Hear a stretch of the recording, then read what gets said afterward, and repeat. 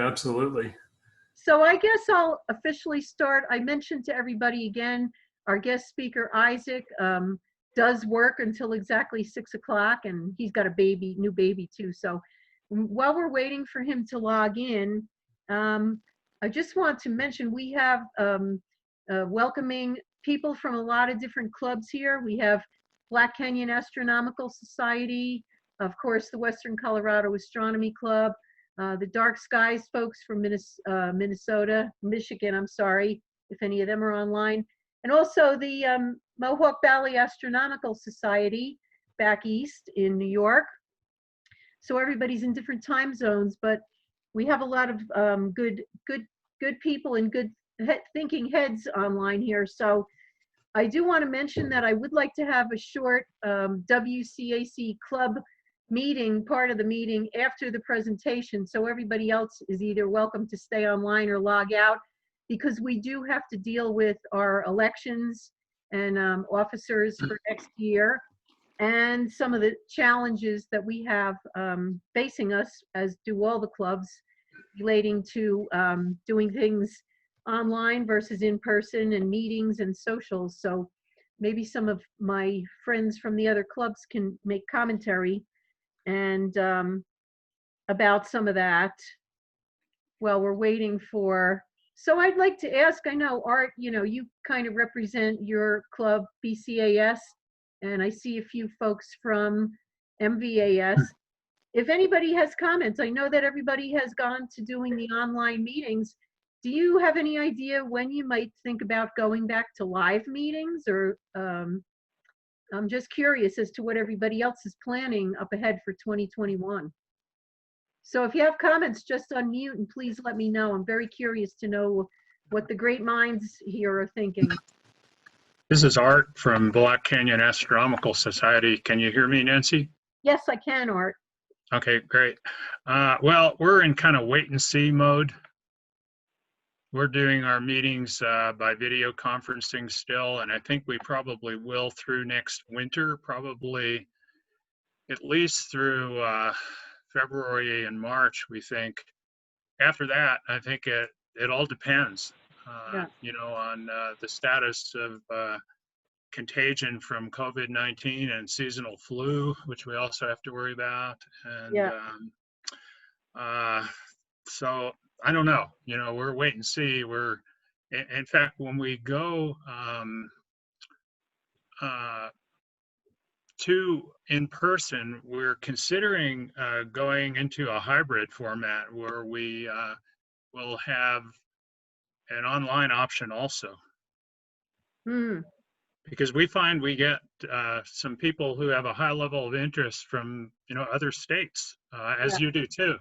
Right. And so I think that's once you start this online thing, I think it might be kind of hard to stop. Yeah, that's the problem. Well, I agree, and I've been thinking along those lines also, but I fear lack of attendance then at in-person events, and I feel that detracts from, so I'm trying to figure out how to strike a balance and encourage people that can attend the meeting live to do so, or if they can't, to do it online. But I don't want to lose the crowd and the social interaction, because for me, that's part of what a club is about. The other week, I attended a hybrid meeting of the Grand Junction Geological Society, of which I'm also a member. I'm a geologist, it turns out.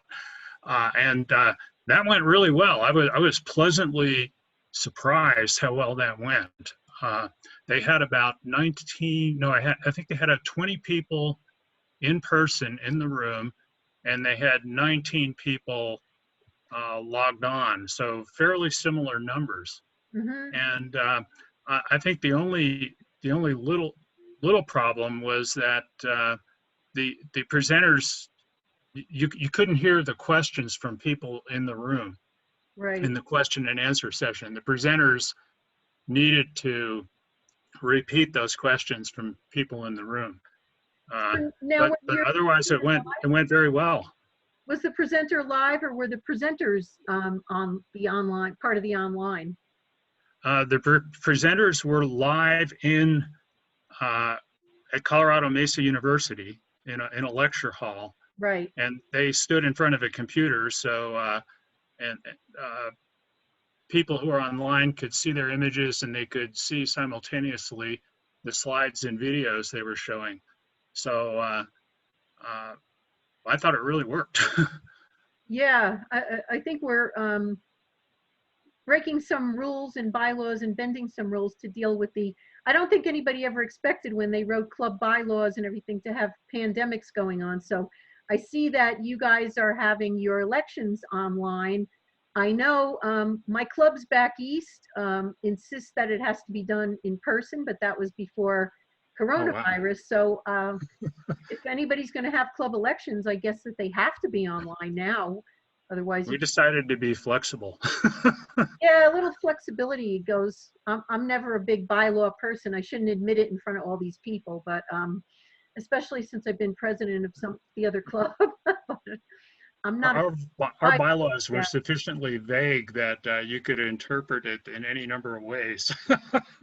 yeah. I think there's a lot to be said for that. But again, I see Douglas online. He's probably horrified about me scoffing at the bylaws, but I think everybody pretty much knows how I am.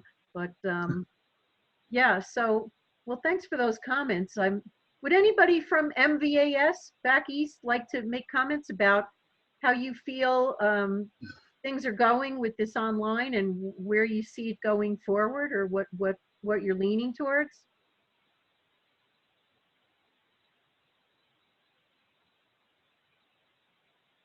Let's see, I see Karen, I see Sibella, and Pete, I see Joseph Fabio. Some of you guys must have some comments. Don't be shy.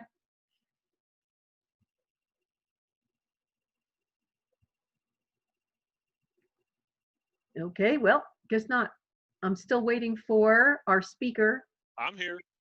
Oh, you're here, Isaac. How come it doesn't show up on my list here? I I see don't him. know. Oh, I see it now. Okay, so our guest speaker is here. I'll get back to the business portion of the meeting later, but in order not to bore you other folks, Isaac Garfinkle is not only the vice president of our Western Colorado Astronomy Club, he's also the assistant director at Grand Mesa Observatory in Whitewater here in Colorado. And his program tonight is called, it sounds really fascinating. This is the first time I've ever heard anything in this genre. The title is Astronomy and the Arts, A Beautiful Science from Classroom to Canvas.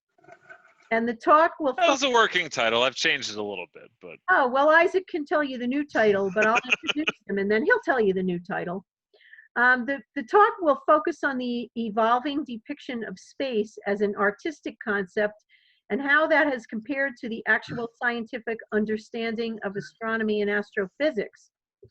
And Isaac himself first came to the world of astronomy as a hobbyist, but after he and his wife moved from Philadelphia to Grand Junction in the spring of 2016, his passion was finally able to become a profession.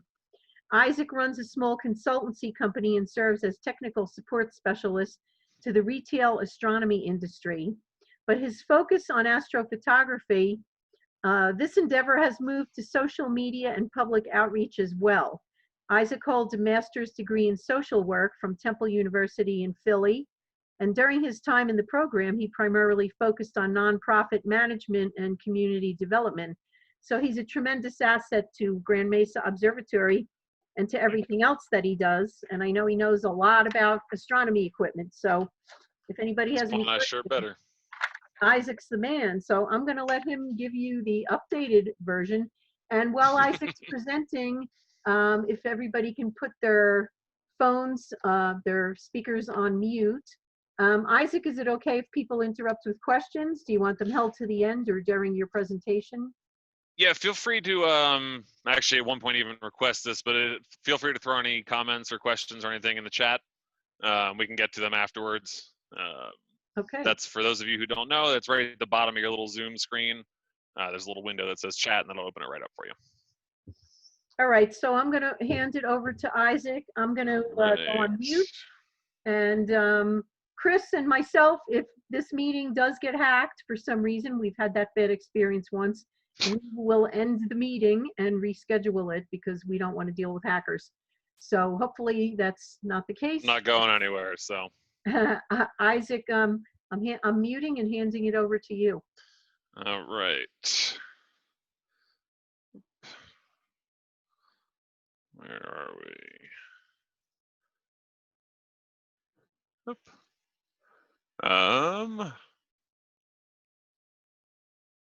Have you made me the host yet? Nancy, could you make me the host so I can share my screen?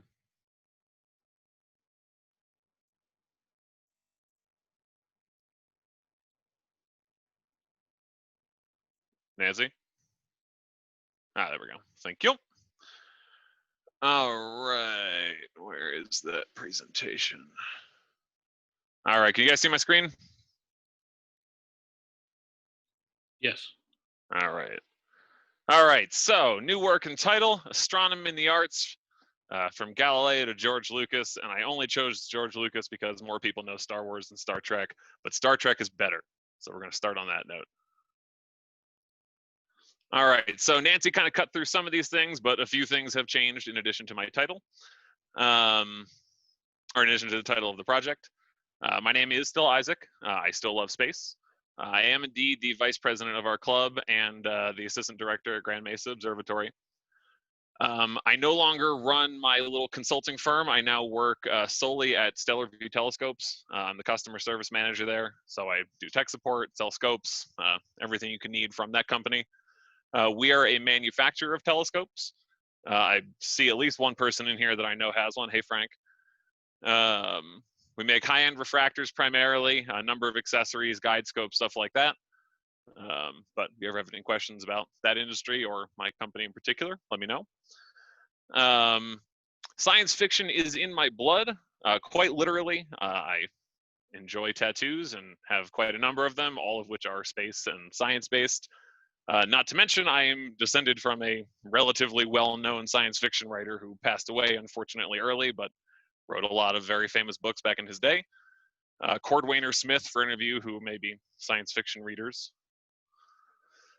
So getting into the meat of all this, what are we going to consider as art? That is a very, very open-ended discussion for another time. But for the purposes of this presentation, we're going to have visual art, which is, you know, typical paintings, drawings, or in this case, tattoos as well, things you can look at.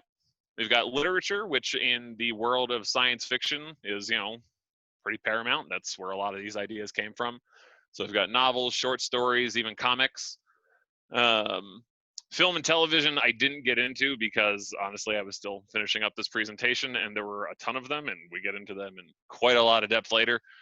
And video games, which I had to give their own category because they're such an interesting mix of everything else. They tell stories, they are visually based. You know, there's a lot of science that goes into them, a lot of plot development, character development. So they are sort of a multi-part category here. All right, so getting into the first things, I wanted to go more into this, but was worried about time. Paleoastronomy, as it turns out, is really fascinating. This is the most well-known example. This is in the Lascaux caves in France, Cave of the Bulls in this particular instance. They think that this is, as you see in the drawing here, how these constellations are lined up in the painting. Obviously, all of our first questions should be, why are there 4 stars in Orion? We can let them pass in the Pleiades. You know, that 7th one is small, but I don't know what that 4th star is doing there, but everything else seems to work out, so we'll count it. The most interesting part of this particular bit of the art to me was that, you know, like the Taurus, the bull, you know, these constellations that have been around for a long time. I don't think I've ever totally appreciated just how ancient constellations really can be. So there are a lot of other instances of paleoastronomy that are similarly abstract to this. Not like clearly, you know, here someone painted the Orion Nebula that they could see naked eye on a cave wall. It's, you know, mapping and things like this. So this is where we get our start. Humans have obviously been looking up, and in many cases had much better skies than we do today. So there has always been an interest in astronomy. From there, and this will sort of get into more, but there were a lot of art developed with astronomy in it sort of slowly, just because there was, they were gods or they were lights in the sky, or we didn't really know what was going on up there. So for the most part, astronomical elements were used as kind of a decorative part of a painting, not really the focus of the art itself. And we'll see a few examples of that in just a second, but obviously religious artwork is where most artwork comes from, from back in the day. The most impressive astronomical element I could find, and that is, well known in Renaissance painting, was from the this one by Giotti di Bondone. I'm going to butcher that, I'm sure, and that's the Adoration of the Magi. That has a very clear, looks more like an Armageddon-esque meteor than a comet, but a very clear comet in there. And that was actually perfectly timed to coincide with Halley's Comet, which would have been visible in the year it was painted of 1301. And what really began to change all of this was the invention of the telescope and the fact that we started being able to look up with a lot more precision. Sorry, I'm just moving my zoom icon here. There we go. The image you'll see at the bottom here is one of the first ever types of telescopes designed by Hans Lippershey. This was in 1608, and he was the first one to get a patent on it, although there's plenty of disputes around that. But it was in 1609 when Galileo got his hands on the idea and really sort of took off with it, and offered a more powerful 20x magnification versus the original 3x that you got from Lippershey's. So this is the Adoration of the Magi. As you can see, there is very clearly a comet going on up here. Amusingly enough, this is Halley's Comet before Halley was anywhere near born. Very traditional looking artwork, but yeah, this is one of our first ever examples of astronomical art. So moving on from there, we sort of start to blend this mixture of art and science, where the drawings really sort of reflect the scientific observations being made. Obviously, Galileo is the one to focus on here. Once he got his telescope going in 1609, by 1610, he had already published his first astronomical treatise, which was the first ever document that used astronomical scientific observations from a telescope to publish a scientific text. Excuse me. This inspired, obviously, basically all astronomical art afterwards. And it translated into his books of sketches, which we'll see in a second. He's got the moon, he's got Jupiter, and from there a whole sort of branch of art through Galilean telescopes came about. So here is the original text, which you can get the whole copy of for free on the Internet Archives. Sidereus Nuncius. This is his drawing of the Pleiades. One of the cooler old drawings you can see. This is by Galileo's own hand through his own telescope, what the Pleiades would have looked like. After Galileo had sort of begun this fascination, an artist named Donato Credi took over. He began doing a series of paintings specifically meant to bring the Vatican's interest into buying an observatory. These are basically promotional paintings. He worked on the moon, Jupiter, and landscapes that, portrayed realistic views of what the planets would have looked like through these Galilean telescopes. He also included telescopes in a lot of his works, which you really don't see a ton of before then.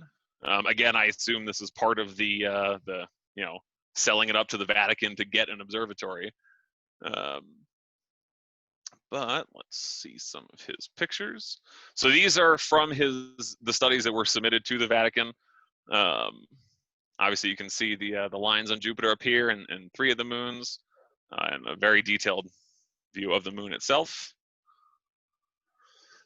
From there, once illustrations had been capturing the public's imagination for a while, eventually, we didn't have film and radio and TV, like we'll get into later. They had books.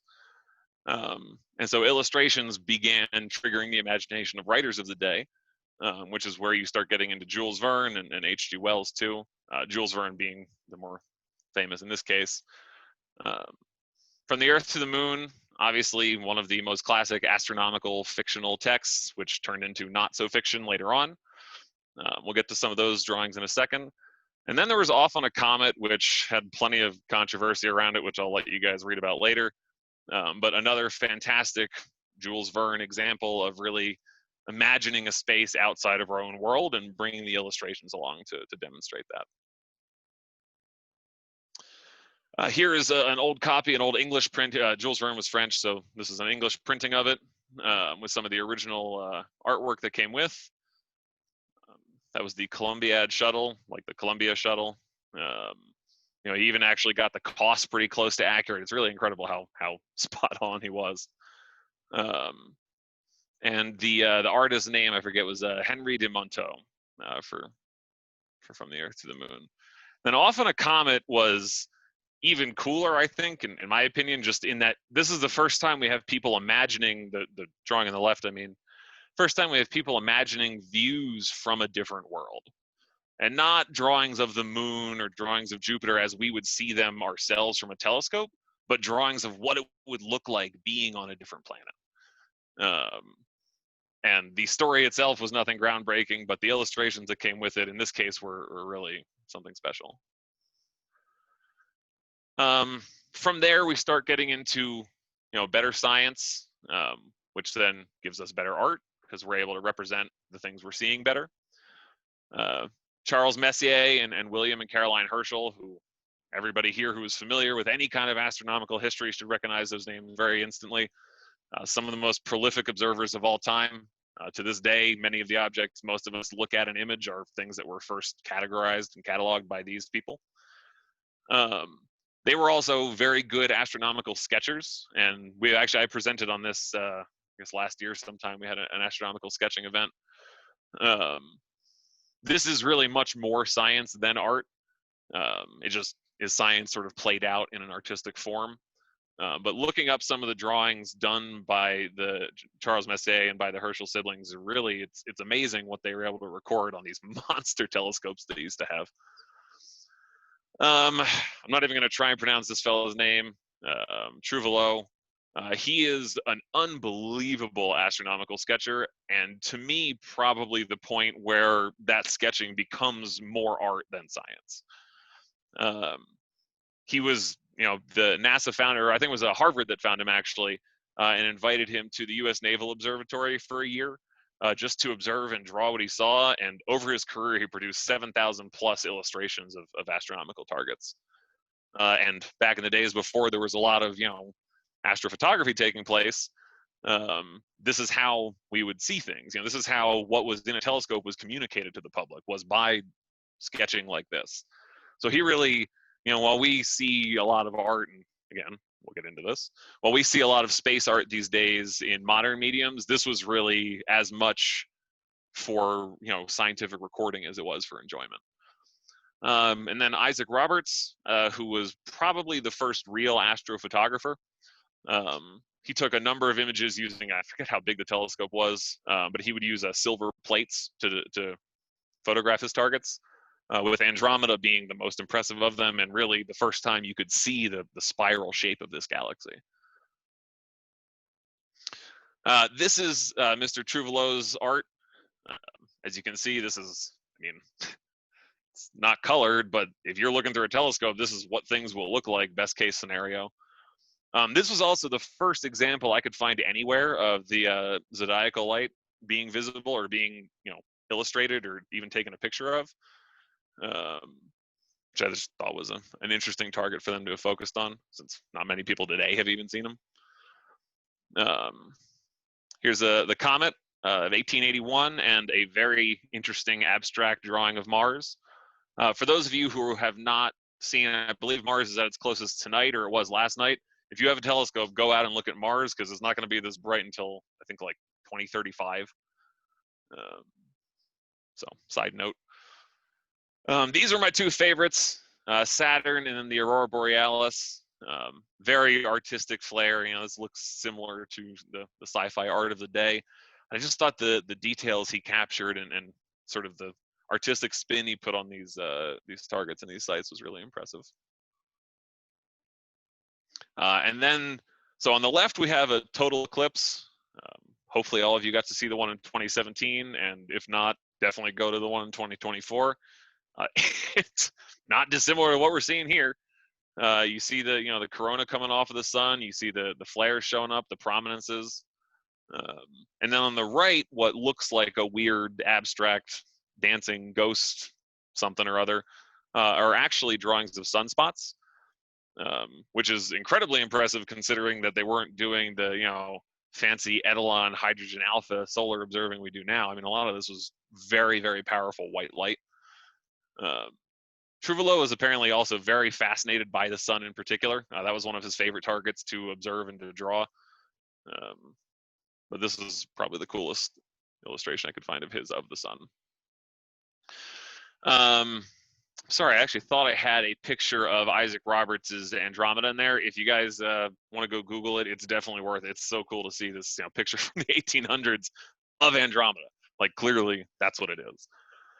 But moving on, so again, the art sort of begins to precipitate more science.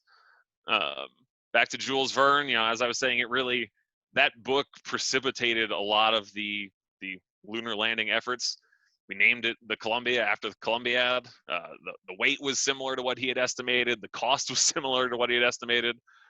The number of people in there was similar. Like, he really, for having estimated this in 1865, the accuracy that he was able to pull is unbelievable.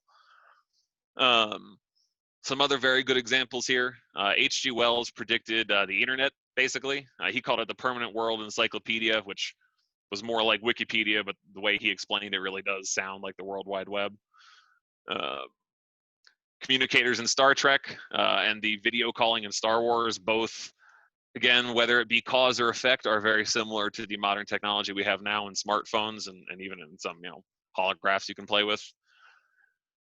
The submarine, although not artistic, obviously, came from a work of art in Jules Verne's 20,000 Leagues Under the Sea.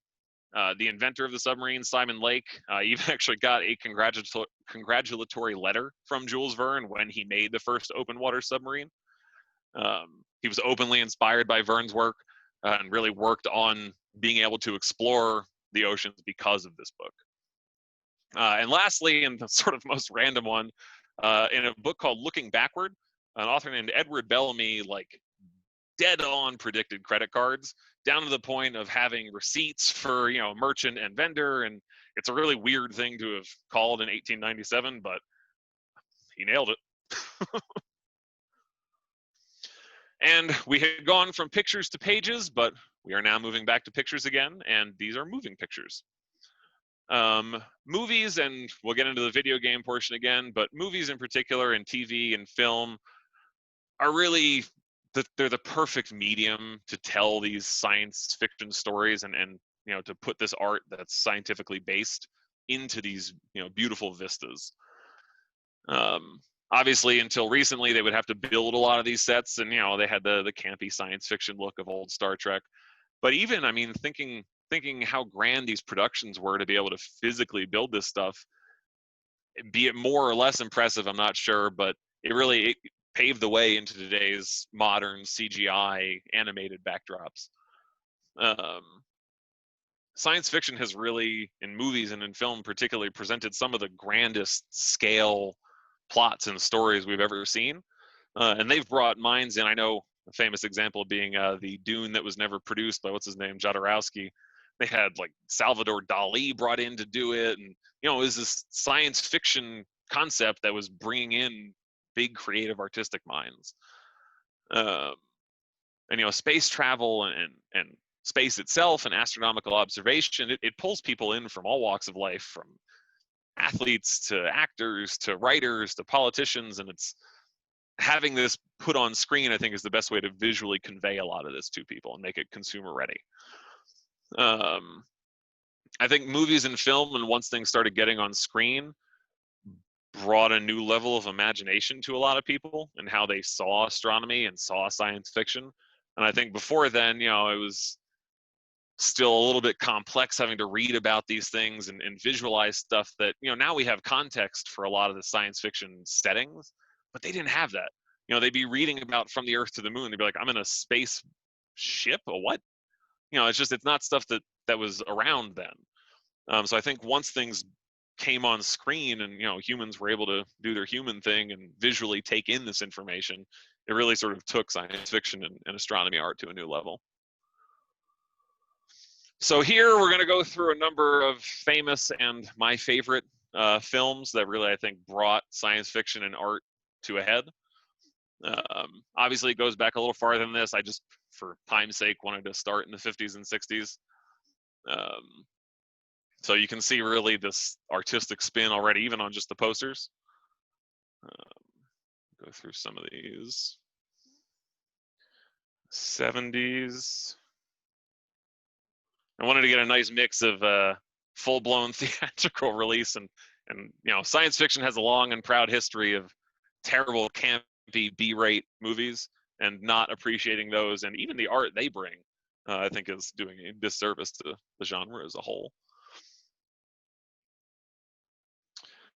The 80s is when we start getting more of the CGI, the computer-generated stuff mixed into the films.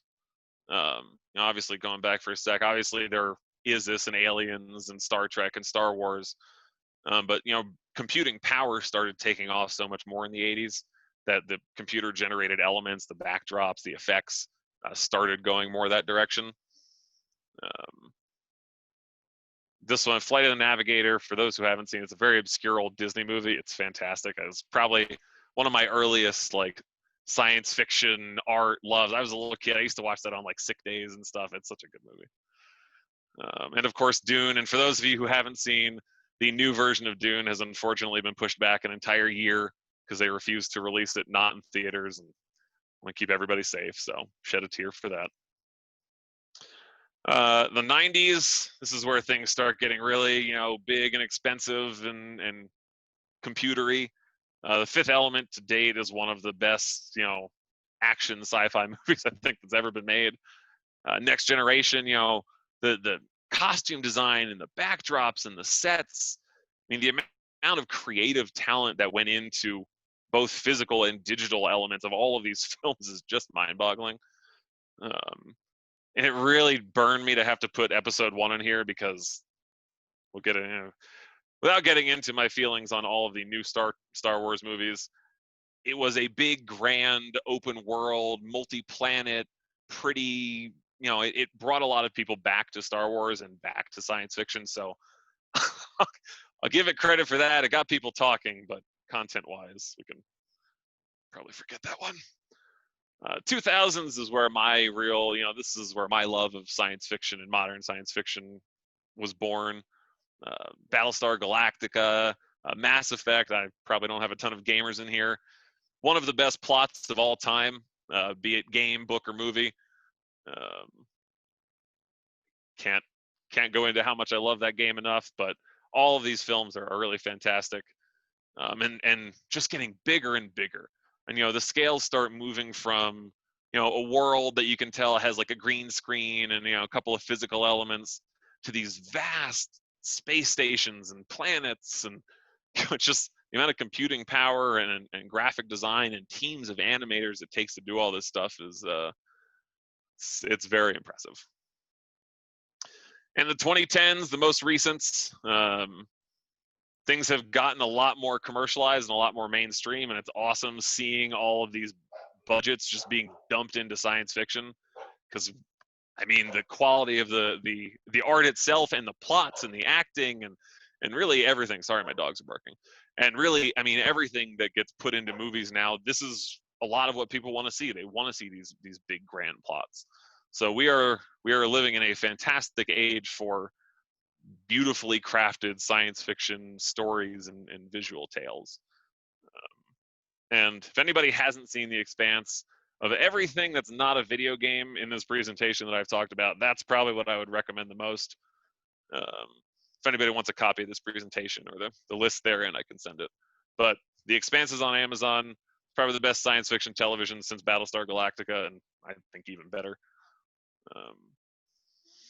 But yes, so these were just some of my favorites, and this is what I had referenced in the beginning of all this. I would love to have more recommendations. I would love to hear comments from you guys. We can talk when I'm done, but start listing them off now in chat if you have any. We accept books, we accept video games, movies, TV shows, whatever you want. I'd love to see them all. So get that going, and we can dig back into this in a minute. I know we had briefly touched on this with kind of older, like everyday technology stuff you would use. But science fiction and the both visual and creative storytelling therein has also driven science fact. And the more computing power we have, the more this works. But a couple examples, there have been some medical breakthroughs actually done by gamers. They've released games that involve really complex problem solving. And especially so the one I referenced here. David, I asked you last night, Donnie. We get a mute. There we go. All right. So there are games where they actually, the one here is called Fold It. So it was meant to help unravel the structure of various, I think it's a HIV virus, the genetic coding in there. And computers are not the best at spatial relations right now and spatial recognition. And so being able to harness not only experienced gamers who have a very good 3D concept of space, but also just the innate human ability to handle spatial relations. They were able to solve problems and unravel this genetic code like they had never been able to before. And also, and probably my favorite example of technology coming from film or TV, the movie Interstellar. Another one, if you haven't seen it, go see it. The black hole that's in that and the event horizon and the big scene, we'll see it in a second.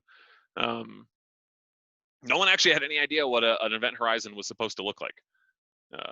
We had theorized many different things, all this matter going into a black hole, it should be compressed, it should, get superheated, but no one had ever actually had the money or time or whatever it was to visualize this. So the team from Interstellar, Christopher Nolan's team, one of the bigger production houses in the world right now, he is very obsessed with realism and with scientific accuracy and everything. So he reached out to Kip Thorne, who is a very well-renowned astrophysicist. And Kip Thorne was like, yeah, I got the numbers. Like, I just, we don't have the money or the computing power to run all this stuff. Like, I'm here, let's do this thing. So he kept running calculations, and I think they, gave him the size that they wanted of the black hole and all this cool stuff. And they plugged all of his numbers, the numbers from a real astrophysicist, into their graphic software, and discovered with apparently pretty frightening accuracy what an event horizon should look like. And this is what we got. So on the left-hand side is the digital rendering of Gargantua's, that's the name of the black hole they call it, of Gargantua's event horizon. And in 2017, 3 years later, when we were first able to image a supermassive black hole, that's what it looks like. And for those who haven't seen the animation of the black hole wobbling over time, very much recommend going and looking that up. I can put it in the chat later if you want, but they've recorded a few images of this same black hole over, I think it's a couple of years period, and you can actually see the motion of the event horizon and of the black hole and how it moves around. So again, real science coming from fantastically creative efforts. There are also some options that are both educational and artistic. Kerbal Space Program is maybe my favorite non-plot-based video game just to kill some time with. You build your own rockets. The launch mechanics are accurate. The physics are accurate. You can totally crash and blow up. You can go way out there. You can run missions to different planets. I mean, it is a hyper-accurate version of a space program, which you build from the ground up. There are a number of flight simulators. Number two, I just randomly picked this one because I've heard people that used it. The Orbiter Space Flight Simulator. This particular one is or was open source, and really is, It's from start to finish being in the cockpit of a shuttle, what it would be like to take off and land. And Universe Sandbox is a very interesting one. It is a complete, it's the term sandbox in video games means it's like an open world. You can do whatever you want. And in this case, it is very literally that. Universe Sandbox gives you a blank slate to create your own universe in.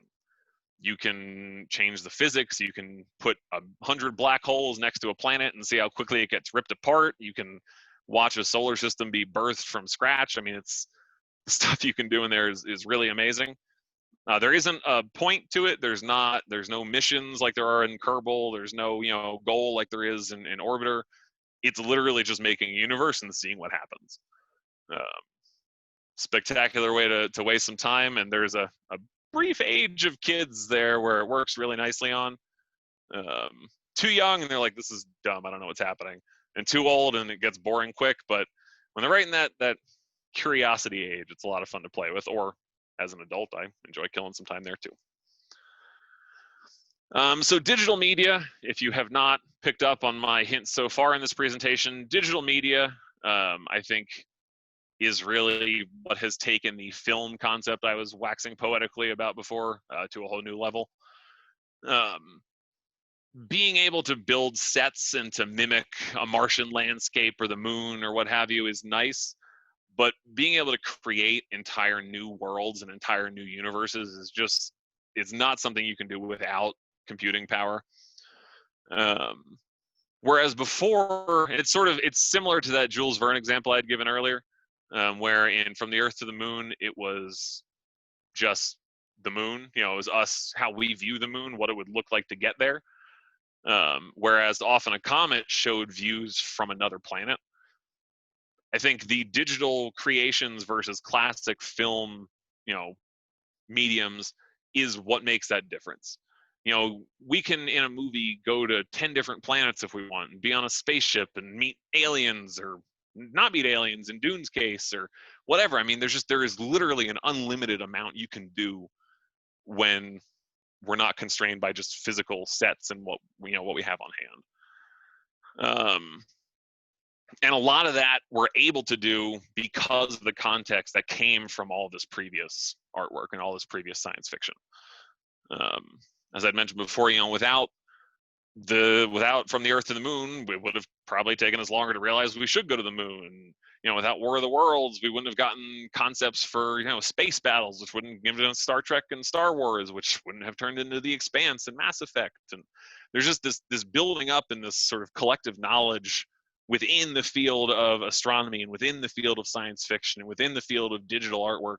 And all of it has sort of brought us to this very cool, open-ended, do whatever we want kind of world. And that's, I think, why science fiction has taken off in the public eye so much these days. But there is more than just science fiction and plot-driven artwork. There are some fantastic classical artists, classical in various definitions. People that just make good space art, not for any plot, purpose, game, nothing, just because it's pretty and they're good at it. I've selected three of my favorites. Three of my favorites from various mediums. The first is a woman named Catherine Machen. She actually works in some capacity for the telescope retailer OPT. She is an unbelievable painter. She paints all sorts of deep sky targets and Milky Way, and they're realistic, they're fictional, and a lot of them actually glow in the dark. And if you go to her website, you can see what the painting looks like itself, and then what the glow-in-the-dark version looks like when you turn the lights off. And she makes, some of them are massive prints, and some of them are relatively small, 8x11s. And I think she's just a fantastic artist. Alexei Kozachenko. There are 1,000,001 digital artists, especially on this website, DeviantArt, many of whom specialize in science fiction and space-based whatnot, just because video gaming is so popular. Of them, he is one of my favorites. I don't think I could say one for sure, but he is a very good example of what you can do with modern technology and an artistic mind for astronomy. And then Johnny Andres, who is a tattoo artist, probably the best space tattoo person you can find anywhere. I've never seen anyone do even close to the work that he does. So let's dig in here and take a look. This is probably my favorite painting of Catherine's. This one obviously is not a realistic painting. This is her artistic interpretation of whatever this event would be. This, however, is a very realistic painting of the Orion Nebula. One of those ones where you're like, wait, is that a painting? What is that? This is a very cool glow in the dark. All of the, sort of swirly areas that kind of pop out. Like it looks like if you're wearing a 3D glasses, they'd stand out. All of that turns green when you turn the light off.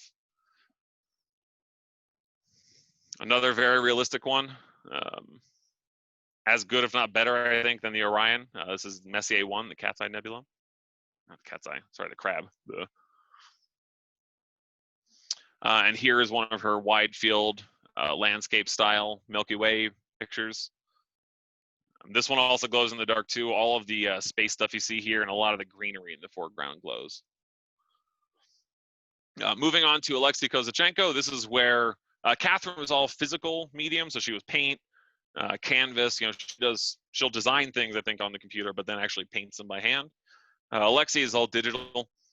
A lot of these I don't think any of them are meant to be realistic. These are all sort of fantasy and just sort of graphic design type arts. Landscapes, scenes. Great computer background material. And then Johnny Andres, things you can do with human skin and needle is pretty crazy. These are some of my favorites. This is a small sampling of the work that he has. Again, super realistic, mixture of realism and science fiction as well, and of movie characters. And then here are some examples of pictures that he used to make the tattoos and the tattoos themselves. I don't think you could do much better than that. I'd love to see it if someone could. But he really is, I think, the best in the business for what he does. So that's a lot of art. We got a lot of types of art. We got a lot of examples of art. We got a lot of mediums and concepts. I know we're not usually a questions heavy group here, but hopefully sort of venturing out of the comfort zone might spur some questions.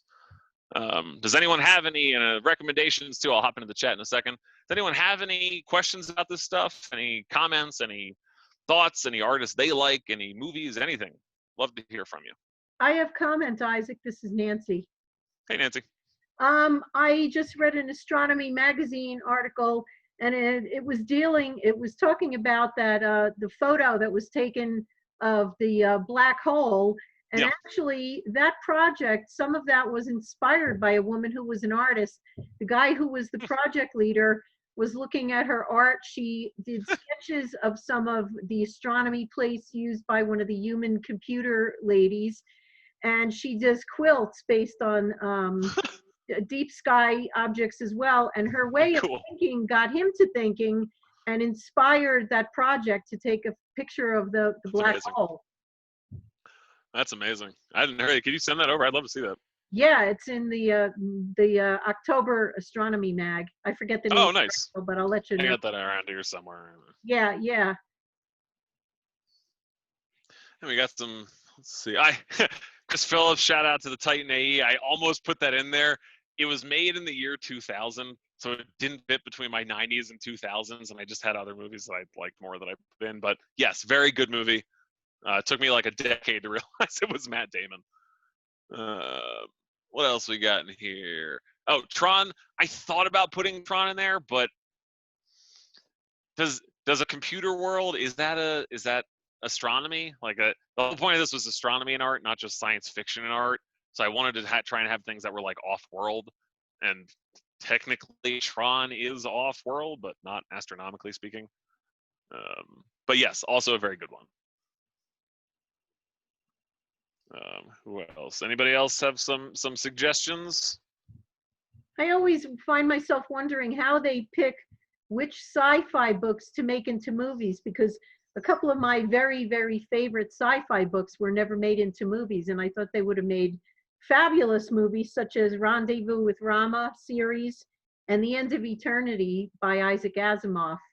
That's I think a more, lot of it's just finding someone that's a good screenwriter that's interested. yeah, You know, it's a book can be great, but getting it into, you know, good consumable material on screen is not always the easiest. yeah, And you got to have a screenwriter that knows what they're doing, that can actually write a good plot from these kinds of books. So I agree. There's a lot out there that really should be made into movies, and plenty that have been made into movies that really should not have been. yeah. Uh, You wonder like how, maybe some of the good screenwriters just never coincidentally read some of these great sci-fi books and yeah. make a connection. Yeah, it's too Yeah. bad. By the way, Oh, the Who else? presentation was fabulous. It's very Thank you.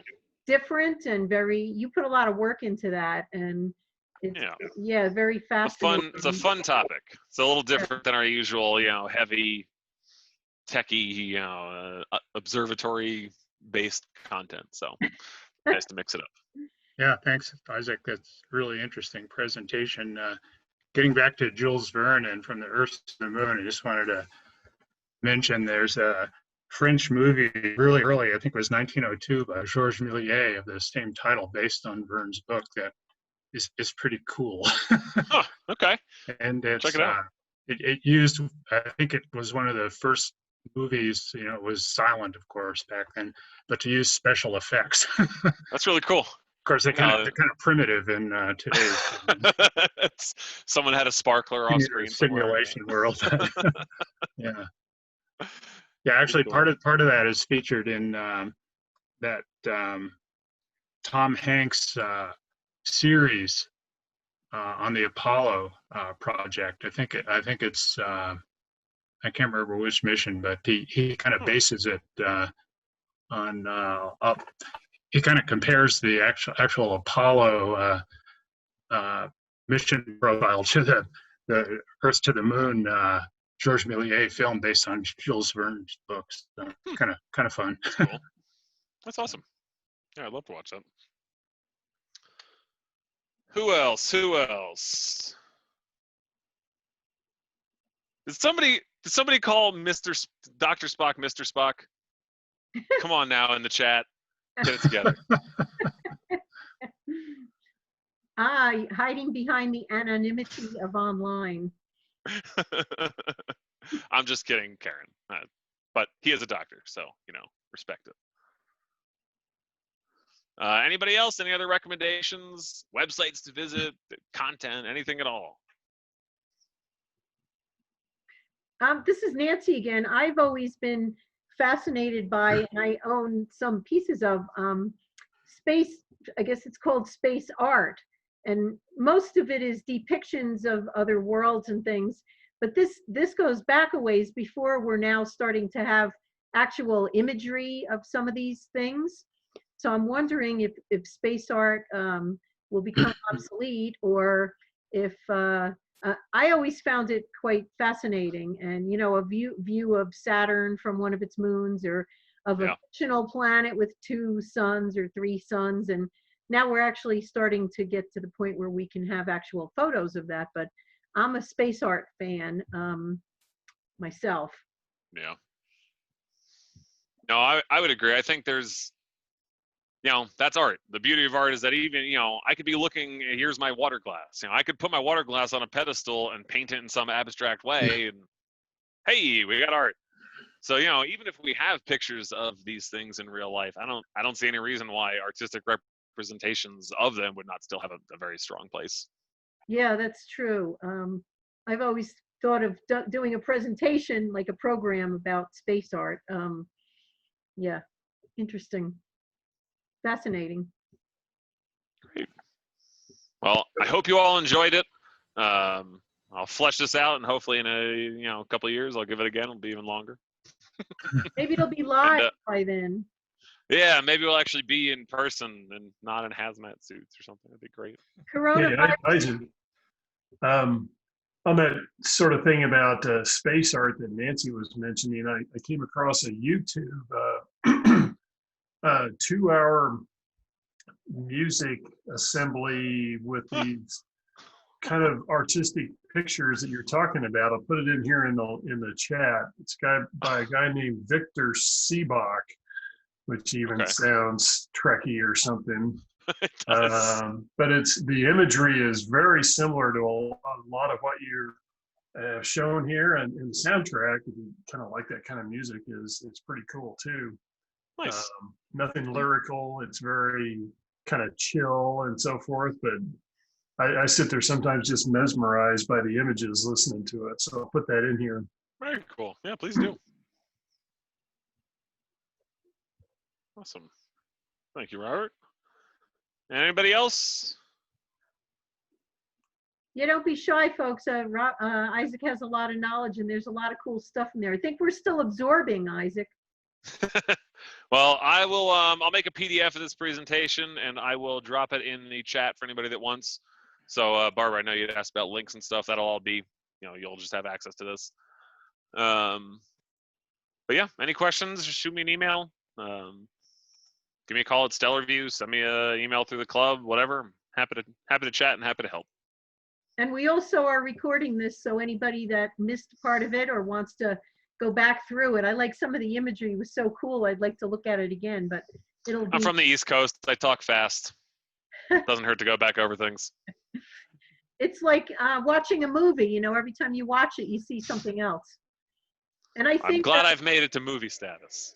And I think that somebody in the chat mentioned watching the movie The Martian over and over again. And I have to say, I am guilty of I've watched it so many times. I love that movie, and I find it very inspiring when I'm struggling with so much. issues. And even though it's fictional, it's like the guy inspires me to try harder and to for sure. overcome issues and work ahead. And I find it a very cool movie. I'm still bouncing back. It's been very hard for me to like Matt Damon after Interstellar. I won't go into more, but after that character, like he's just kind of hard to stomach, and Martian salvaged that for me. So I'm back on the Matt Damon train. I saw The Martian first, and then when I saw Interstellar, I was horrified. The most loathsome human you could possibly imagine. So good move doing The Martian as well. There's other loathsome humans that we can think of, but yeah,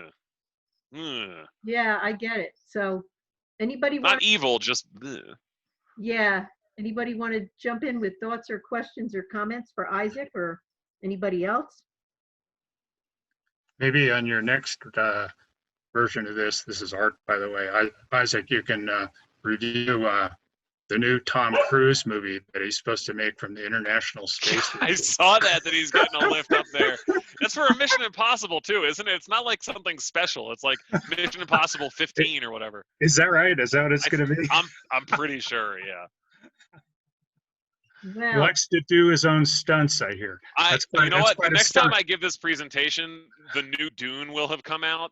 That'll be the focus of like 80% of my presentation next There year. you go. I'm beyond excited for that. Okay. Now we have to wait till next year. The first Dune was kind of hard to work through. It took me a year to finish the book. The movie didn't. The audiobook, if anyone needs a good audiobook, the Dune audiobook is freaking fantastic. They did such a good job on that. Wow.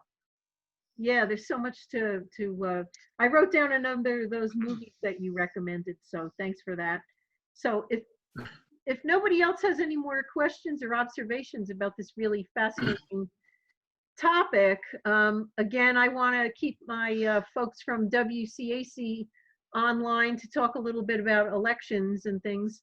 So the rest of our guests are welcome to hang on if you're fascinated by our elections. If not, then we look forward to sharing our next presentation with you, and we've indulged in some of yours as well. So I think it's a nice opportunity online for us to be sharing between clubs our different programs, and now we can look at programs many nights during the month rather than just one meeting a month. So it's a nice opportunity, but I miss everybody. So all right, so WCAC guys, hang online, and the rest of you folks, thanks for participating, and you can welcome to stay or if you want to hear about our elections. Okay, thanks, Isaac and Nancy. Appreciate it. Yeah, thank you. Yeah, thanks for listening. Yeah. And let me send this back over to you, Nancy. Oh, right.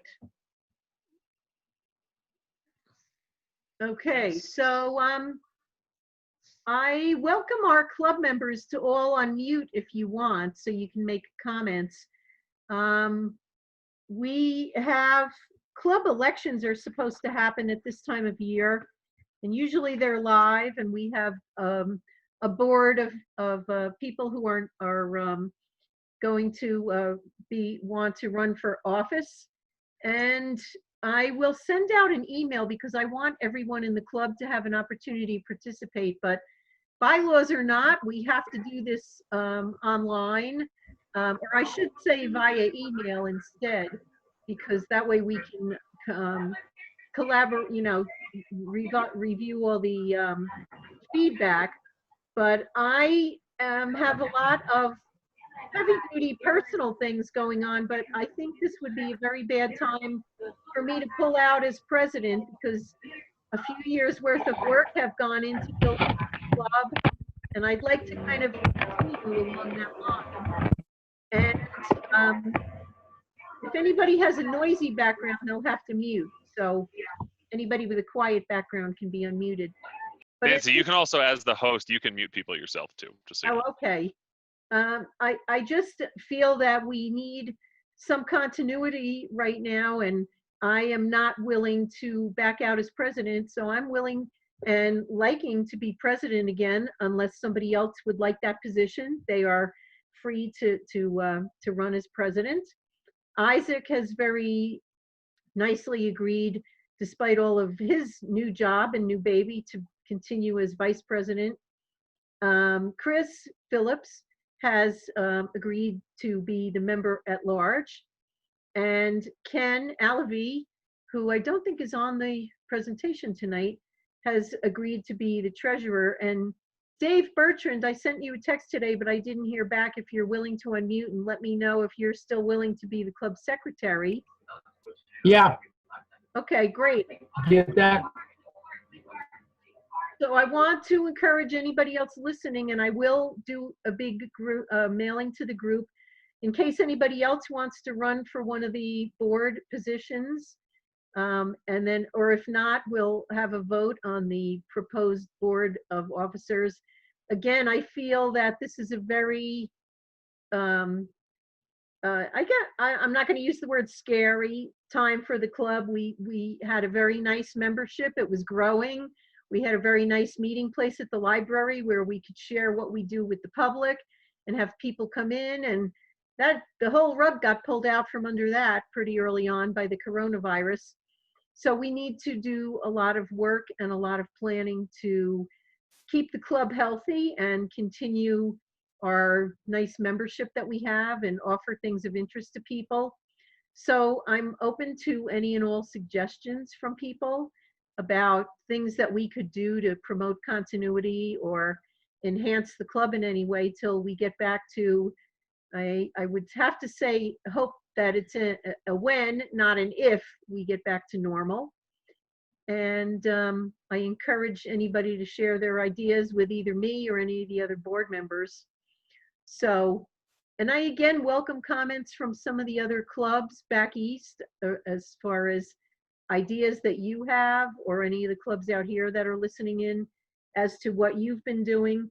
One of the things I feel really bad, we had a nice barbecue last year. We were going to have another one this summer, and we had a winter social every year.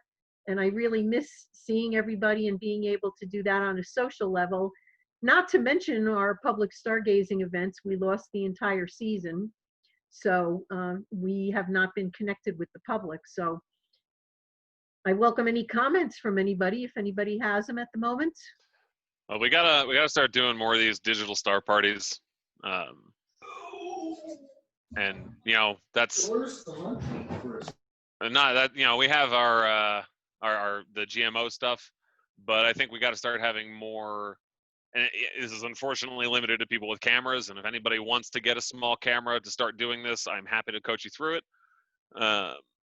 But having more people, having a shared star party experience online, live streaming their own setups and having everybody as a group, hanging out together like we are now, but rather than all of these lovely faces or names, as I'm seeing with the videos muted, we'll have live streaming of what's on someone's computer.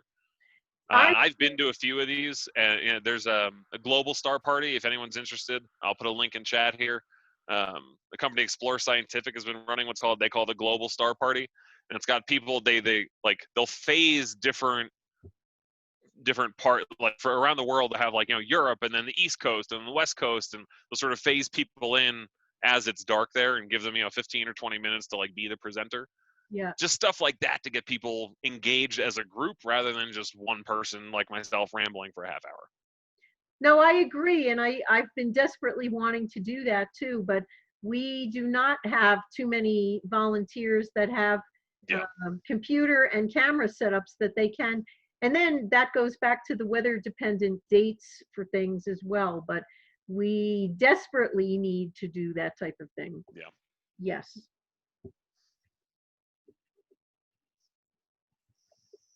So anybody else have any thoughts on? Oh, and also I put the, for anybody interested, I put the presentation as a PDF and also a picture of Andromeda taken by Isaac Roberts. Both of those are now in chat if anybody wants them. Okay. So does anybody else have any ideas of how we can enhance our we tried having our meetings available to the public, and then we got hacked. So now we're down to having our GMO events and our club events. Mostly members participate in that. So we got shot down pretty quickly with that sharing with the general public thing, unfortunately, because of the not so nice people in the world. So I don't know how to get around that, unfortunately. If you publicize the link and you publicize passwords and all, anybody on the planet can do it, and it doesn't work out. So I don't know. I just sent a link, by the way, to the Global Star Party I was mentioning, or the Explore Scientific YouTube page. They're the ones that host the Global Star Party. So yeah, take a look at that. Just it's a cool format, and it's presenters. So we would say 8 of us will be the presenting, and they're the only ones that have video live or whatnot. They're the only ones that'll have audio access, and everybody else you can hop in and check. But basically, it's a closed group. So even if someone does try to hop in and start yelling things and screaming and whatnot, they have no. It's just visual. You can only look at it. So we're basically just streaming something to the public. Yeah, because I don't know how and when this will all end, because there's COVID-19, but then there could be COVID-20 and COVID-21. And we can't keep hiding at home in our bedroom slippers and not doing anything. I don't know about anybody else, but I'm tired of being cooped up, and I'd like to socialize more, especially with club members and new club members. But I highly recommend newborns. They are fantastically entertaining and consume a whole lot of time. Oh yeah, well, it's yeah, I can imagine that. So Nancy, yeah. I'd like to say I am so glad that you're going to be the president for another year, because your intelligent PR abilities has just really set the mood for this club. Well, thank you. That is very, very kind of you to say, Barb. I very much appreciate your comments. That's very sweet of you. And it's my pleasure to serve. We have such a great group of people, and I really love serving the club and trying to make it better and trying to enhance our membership and make it fun for everybody. I want it to be educational, but I like it to be fun too. So I hope that we can knit back together once this pandemic is gone and just enjoy each other again in person. But thank you. You're welcome. Nancy, I also want to just add that I think the continuity with keeping all the club officers the same, I think will help carry us through this. Yeah, I agree. And again, if anybody else, I know we have a lot of new members in the club, and there could be some young. Yeah, don't be intimidated. That has We're doing this mostly for stability. If someone's really dying to be something, speak up. We'd love to have you. Exactly. Or, even, if you want to be officially on the board, if not, we have to start having our virtual board meetings again. Again, I apologize. I've had a lot of personal stuff to take care of, but yeah, it's time to start thinking about next season and how to move forward and be bigger and better. And I appreciate everybody's support. I get a lot of support from not only the board members, but all of the members of the club, and people are very supportive. So, you know, we do it as a group, and that's the way we succeed. And the other good clubs that we know succeed by doing it together as a team. So I appreciate everyone's help and support. One of the things I've been checking on every once in a while is the Mesa County Health Department actually has the status updates on the different levels, you know, for the restrictions, which has recently gone to another level, allowing restaurants to offer more seating, you know, and large groups, you know, how many can be in the group. And as all the factors showing that is what the different steps are going to be going forward if the numbers improve over time, how, you know, when we might be able to both have the public viewing and even possibly in-person meetings. Yeah. Well, public viewing, I'm not doing until there's a vaccine, because I'm not trying to have eye juices on my telescope. And then, you know, that's real up close and personal on my stuff. You know, as it gets warmer, though, certainly I'd be interested in doing, like, you know, a club meeting outside. I personally, with, you know, baby in the house, like, I'm not really trying to do close quarters indoor stuff, even if counties gives it the all good. So I'd probably sit those out for a bit.